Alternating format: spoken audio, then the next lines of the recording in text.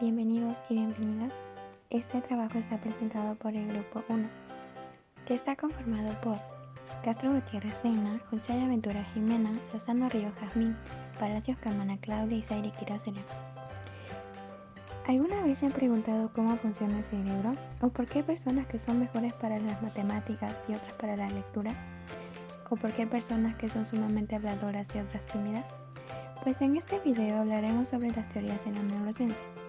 Estas nos ayudarán a comprender un poco más sobre el funcionamiento de nuestro cerebro y las actitudes que tenemos o tienen. Especialización hemisférica. Esta fue propuesta por Roger Perry, un biólogo neurocientífico y psicólogo estadounidense. Recibió en 1981 el Premio Nobel de Medicina por su teoría, ya que fue capaz de hilar los modos de procesamiento y de pensamiento que caracterizan a cada uno de nuestros hemisferios. Propuso que el lado izquierdo del cerebro controla muchos aspectos del lenguaje y la lógica, mientras que el lado derecho tiende a manejar información de tipo espacial y comprensión visual. Estas dos estructuras están siempre conectadas debido a una tercera estructura conocida como cuerpo calloso. Ambos hemisferios tienen una importancia fundamental para el cuerpo humano y poseen una relación inversa con respecto al organismo.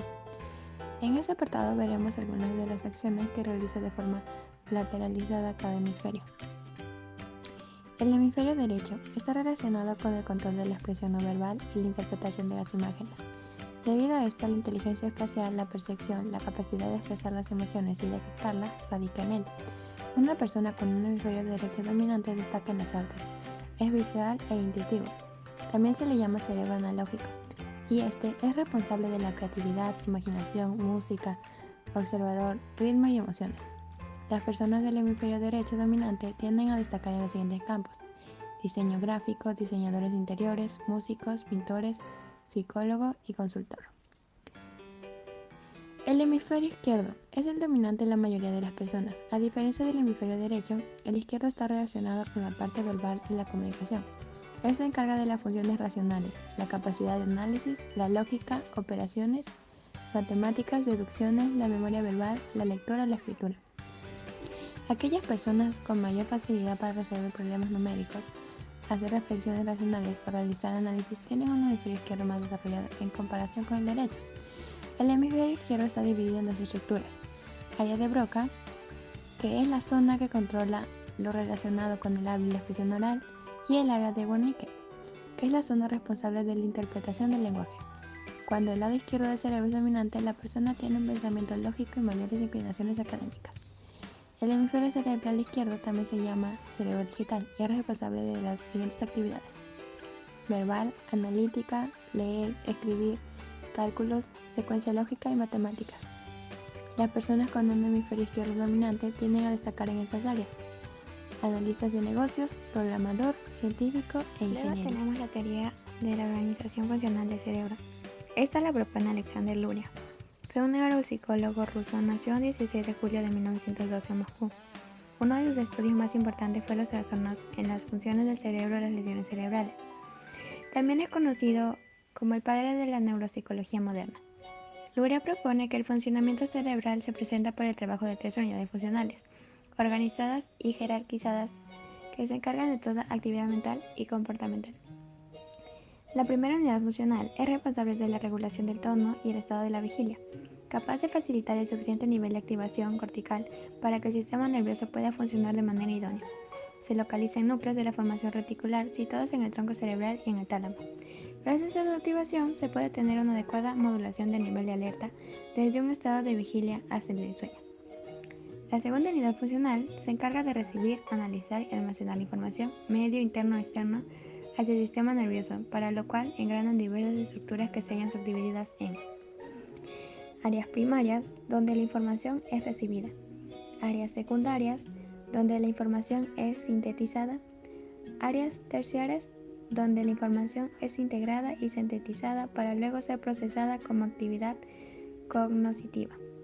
Se localiza en la parte posterior del corteza detrás de la fisura de Rolando. Sus lesiones producen trastornos sensoriales, perceptivos, cognitivos, según el área afectada. La tercera unidad funcional se encuentra localizada en el lóbulo frontal y es responsable de programar, regular y verificar la actividad, emitiendo sus respuestas a través de los sistemas motores o a través de las glándulas endocrinas. Esta unidad regula la actividad, también se encarga de controlar impulsos, acciones voluntarias y funciones lingüísticas. La lesión de esta área produce síndrome teoría del cerebro triuno.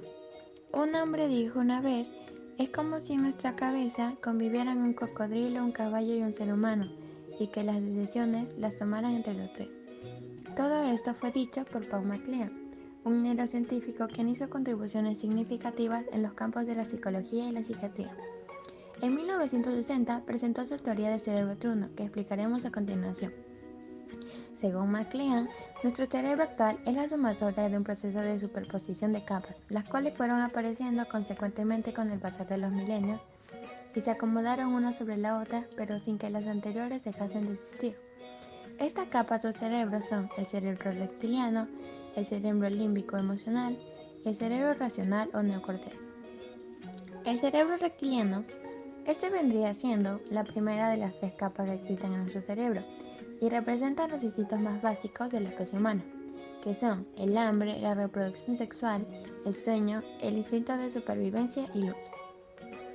Este cerebro estaría compuesto por las primeras estructuras en aparecer, las cuales son los ganglios basales, el tronco encefálico y el cerebelo. Todas estas estructuras están ubicadas en la parte inferior de nuestro encéfalo. El sistema límbico. Esta segunda estructura o segundo cerebro, según la teoría, sería la encargada de todas las sensaciones que experimentamos cuando realizamos alguna actividad.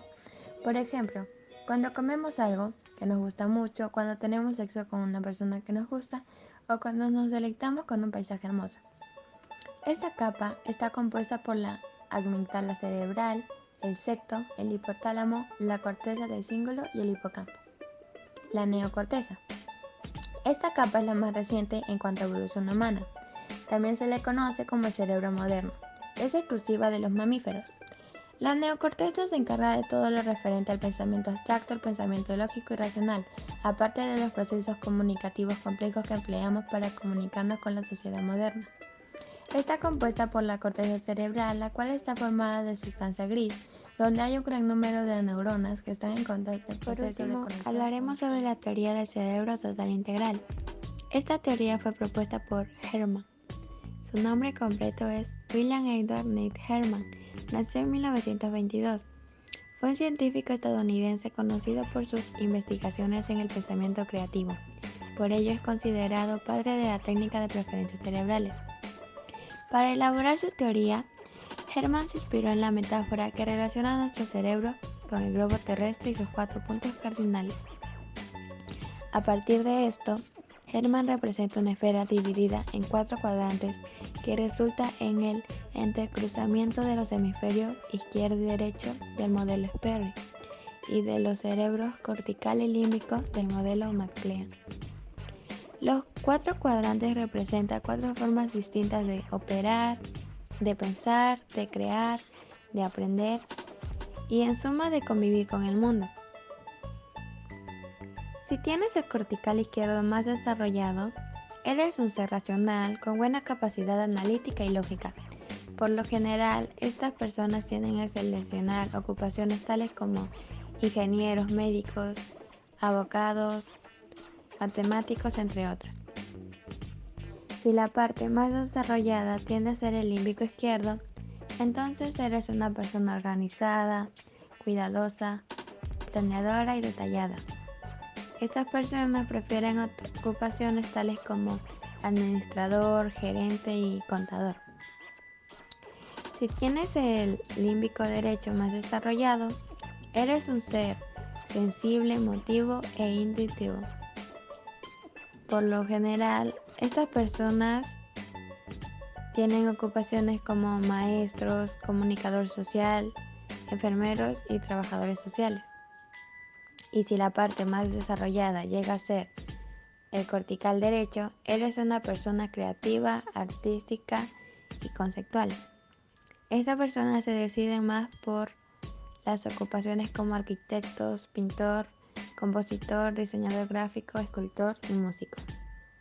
Y bueno, eso es todo. Así concluimos nuestro video. Gracias por la atención.